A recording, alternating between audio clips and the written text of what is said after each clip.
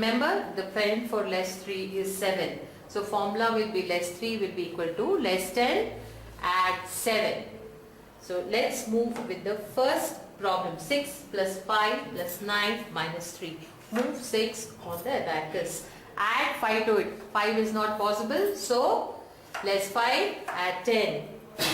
Add 9. 9 is also not possible. So less 1, add 10. Now minus 3. Minus 3 is also not possible. So less 10, add 7. Answer is 17. So let's repeat it again. 6, add 5, that is less 5, add 10. Then add 9, that is less 1, add 10. Less 3 will be less 10, add 7.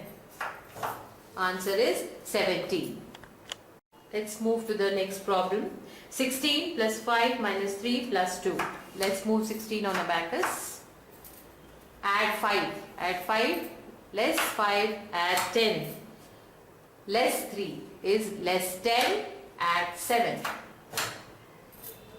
Add 2. Add 2 is also not possible here. So less 8. Add 10. Answer is 20. Let's redo this sum again.